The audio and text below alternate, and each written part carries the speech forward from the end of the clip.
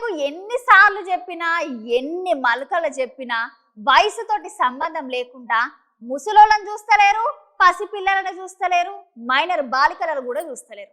పాపం వాళ్ళని వేధింపులు చేసుకుంటా అఘాయిత్యాలకు పాల్పడుతున్నారు. చీచి, ఈ విధవలను ఏం చేసినా పాపమే లేదు. బుజ్జి ఎంత బాధపడుతుందో చూడుండ్రి.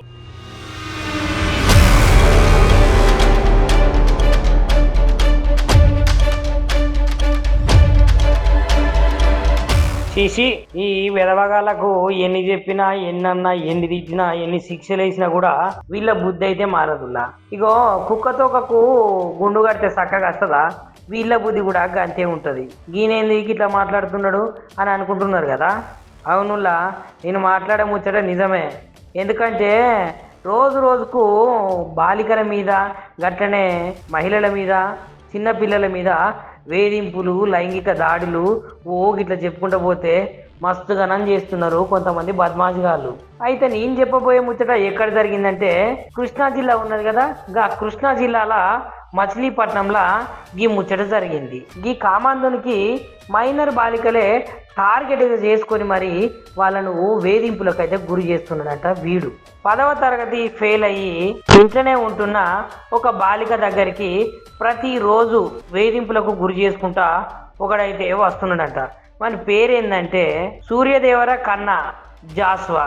ఇక ముచ్చట ఏంటంటే వీనికి 50 సంవత్సరాల వయసు ఉంటుంది. అయినా ఈ 50 సంవత్సరాల వయసులో కూడా వాడు చిన్నపిల్లలను ఎంతగానో వేధిస్తున్నాడంటే చెప్పలేని చోట ముట్టుకుంటా వేధింపులకు గురి చేసుకుంటా వాళ్ళను అక్కడికి రా ఇక్కడికి రా అని అనుకుంటా మస్తు వేధించేసరికి ఆ బాలికలైతే మస్తు ఘనం భయపడుతున్నారులా. పాపం వీడు వేధింపులకు గురి చేసిన బాలిక తల్లిదండ్రులు అయితే దివ్యాంగులు, వాళ్ళకు కళ్ళు ఉండయి. ఆ బాలికను 9వ తరగతి నుంచే పెళ్లి చేసుకుంటా నిన్ను ప్రేమిస్తున్నా అని వేధింపులు మొదలు పెట్టిండట. హైనీ స్కూల్ ఉన్నది కదా, గా హైనీ స్కూల్లో రికార్డు అసిస్టెంట్గా పనిచేసిండట ఈ సూర్యదేవర కన్నా జాస్వా. స్కూల్లో కూడా వీడు చాలా మంది ఆడపిల్లలను లైంగికంగా వేధించుడు సురువు చేసుడుతోటి ఆ స్కూల్లో ఉన్న యాజమాన్యం వీన్నైతే సస్పెండ్ చేసింది, స్కూల్లోకి వెళ్ళి పంపించేసింది బయటికి. ఇక కొంతమంది బాలికలు అయితే వీడు చేసిన రాసలీలను బయట పెట్టేందుకు మీడియా ముంగటికి వస్తే వీడు ఏం చేస్తున్నాడని మస్తుగనం భయపడుతున్నారంట. ఇక ఇప్పుడు ఈ బాలికనైతే ధైర్యం చేసుకొని వచ్చి మీడియా ముంగట ఈ ముచ్చట్లని చెప్తున్నది.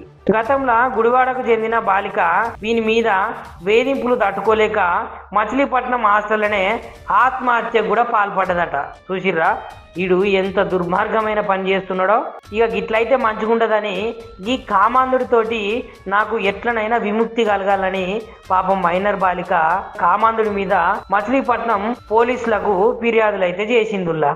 నా పేరు శకుంతల, నేను హైనీ హాస్టల్లో చదువుతున్నా. ఇప్పుడు కన్నా జాషువా గారు నన్ను 9th నుంచి వేధిస్తున్నారు. అది కాక నన్ను ఉంచుకుంటా అంటున్నారు. ఫస్ట్ నుంచి అసభ్యకరంగానే ప్రవర్తించేవాడు, కన్ను కొట్టేవాడు, మళ్ళీ ఎక్కడ పడితే అక్కడ చేతులు వేసేవాడు. మొన్న గొడవలు కూడా అయినాయి, వాళ్ళ ఇంటికి తీసుకెళ్లారు ఏమన్నా పని చేయడానికి, అక్కడ కూడా అసభ్యకరంగానే ప్రవర్తించాడు. ఆ తర్వాత బీచ్ కి తీసుకెళ్లాడు, అక్కడ కూడా అసభ్యకరంగానే ప్రవర్తించాడు.